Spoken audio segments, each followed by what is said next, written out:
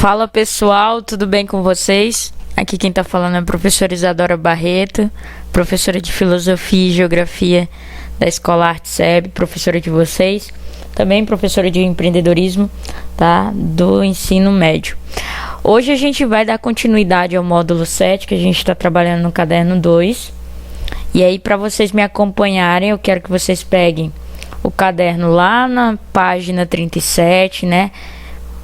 Pega aí seu caderno 2, caderno de filosofia. Lembra que o caderno de filosofia é um caderno semestral, então nós temos apenas 2 por ano, tá? Então a gente já está no segundo, módulo 7, tá ok? Página 37, você pega aí, para poder me acompanhar, pega também teu caderno, um marca-texto, um lápis, para poder grifar, juntamente com aquilo que eu for falando e pedindo para que vocês anotem, tá ok? Combinado? Pegou aí o caderno? Pegou o livro? Ok, então posso continuar, né? Certo. A gente pode começar falando sobre isso aqui, tá? Sobre esse detalhe que o livro traz para vocês, especificamente, dando continuidade àquela ideia de liberdade, aquela ideia de natureza, de programação também que os animais têm, que no caso é o instinto, né? Esse instinto é uma programação natural. Então, obviamente, nós temos aqui uma diferenciação entre os animais e os seres humanos, tá ok? Então vamos lá, ó. Entre os antigos gregos, 2 palavras eram utilizadas para descrever o mundo: physis e nomos. Essas palavras foram empregadas no início da história da filosofia, quando se buscavam pela primeira vez entender o mundo de forma racional, e não como resultado de forças sobre-humanas e deuses misteriosos. Physis referia-se ao aspecto material do mundo, ou seja, a natureza propriamente dita. Inclui todas as características de cada ser da natureza, seja animado, seja inanimado, e tem caráter imutável, ou seja, não pode mudar. Nomos, por sua vez, refere-se à cultura em geral, ou seja, as criações humanas, como por exemplo, se temos os costumes e as convenções, quer dizer, os acordos estabelecidos entre os seres humanos. As leis são consideradas parte do nomos e têm caráter mutável, ou seja, podem ser mudadas. Primeira coisa aqui, pessoal, vamos falar de physis. Inclusive o termo physis eu já falei em outra ocasião, tá? Em outra aula com vocês. Physis remete à natureza, como o texto muito bem mencionou. Natureza, ok? Você vai colocar aí, ó, natureza no seu livro, tá? É igual a physis. E essa physis, ela rege o que? Ela rege todo o pensamento da época, que é pautado numa ordem natural, tá? Então esse círculo aqui que eu desenhei para vocês, eu quis nada mais do que simbolizar uma ordem, apesar de ele estar um pouco desalinhado, né, que vocês sabem que eu desenho perfeitamente bem, e apesar disso, nós podemos entender que segue o que? Uma ordem. E essa ordem, ela nada mais é do que encontrada dentro da natureza. Isso significa o quê? As plantas, para elas existirem, elas seguem uma ordem. Primeiro tem lá tem a sementinha da planta, né? Se for, obviamente, uma planta que tenha semente. Uma árvore, por exemplo, para crescer, ela precisa primeiro ser plantada. Primeiro precisa que a semente germine, para que ela vá crescendo, ganhe força, as suas raízes fiquem mais profundas, ela consiga absorver os nutrientes necessários da terra, ela consiga crescer o seu caule, as suas folhas e seus galhos, enfim, segue uma ordem natural, exatamente, segue uma ordem natural para que exista aquela árvore.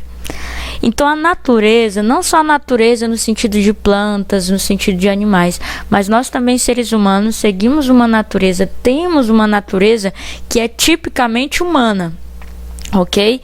Eu e vocês temos aí que um corpo, e esse corpo ele é biológico, esse corpo não é mecânico. Então esse corpo, para funcionar, perfeitamente, o rins tem que estar ok, os rins tem que estar ok, o coração tem que estar ok, o pulmão tem que estar legal, né, os pulmões, eu tenho que estar respirando bem, meu cérebro deve estar funcionando corretamente. Então existe aqui toda uma ordem biológica nesse corpo para que eu possa funcionar, porque eu sou um ser vivo, eu sou um ser natural e há em mim uma ordem, certo? Que me permite funcionar corretamente. Se desajusta alguma coisa, por exemplo, se o coração não tá legal, obviamente isso vai atingir o restante do corpo, certo? Porque ele é parte de um todo, ele não é independente. Nós sabemos que o nosso corpo ele funciona um interligado, um órgão interligado no outro, uma veia interligada em outra, enfim, há todo aqui uma organização em nós, certo?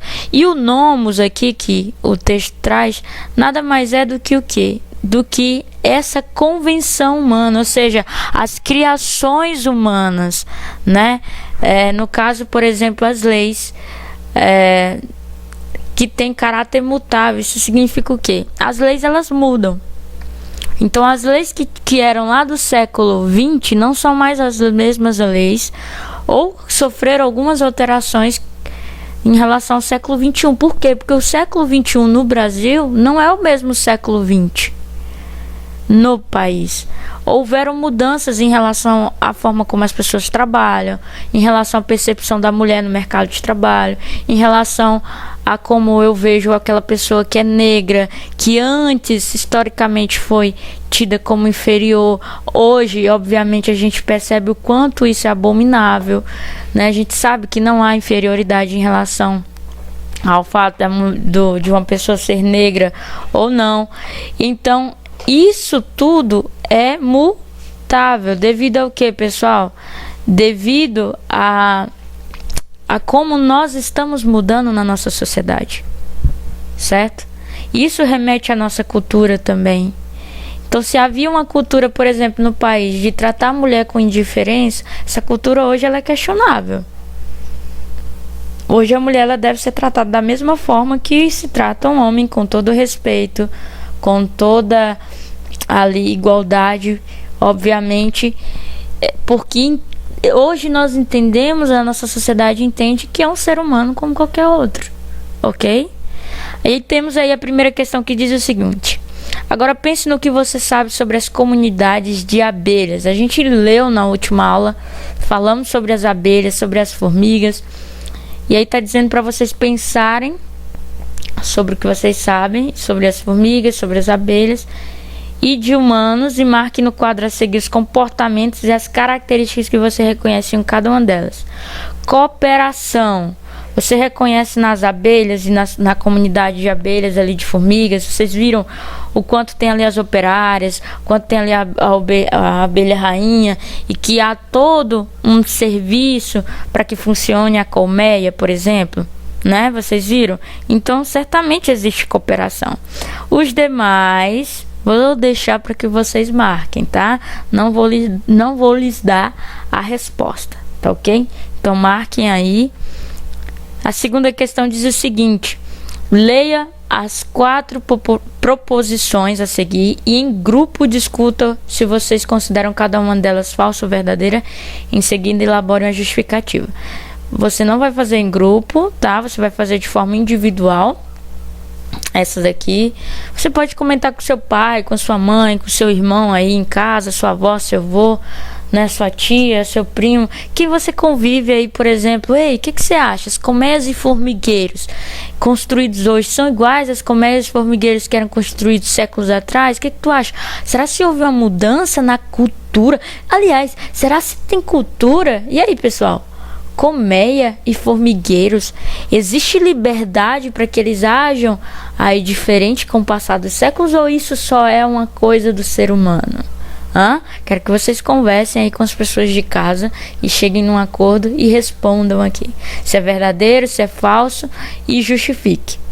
Os seres humanos, se comparados com abelhas e formigas, são livres para fazer escolhas? Eu vou responder essa aqui com vocês, ó. Sim, tá? Pois nós não possuímos ali uma programação natural, como por exemplo os animais, tá? Como os insetos possuem, ok? E mais, se uma abelha aprende uma técnica diferente lá na colmeia ou para usar na colmeia, toda a espécie vai aprender, ok? Toda a espécie vai ganhar com essa técnica diferente, com essa inovação que a abelha chega lá para fazer, certo? Assim também são as formigas, diferente dos seres humanos. Se eu aprender inglês, não necessariamente todos com quem eu moro vão aprender inglês. Provavelmente não. Por quê? Porque eu tenho liberdade e também tenho uma coisa chamada vontade. Eu tenho vontade para agir e eu tenho liberdade para agir e eu também tenho razão para pensar se eu vou agir ou não agir e da forma que irei, se eu escolher agir, certo? Então, nós temos aqui são livres para fazer escolhas, os seres humanos, porque nós temos o que? Nós temos razão, né? Nossa capacidade de raciocinar, nós temos liberdade e também nós temos vontade, ok? Mas principalmente razão e liberdade. Os comportamentos de abelhas e formigas em suas comunidades podem ser descritos pela palavra physis.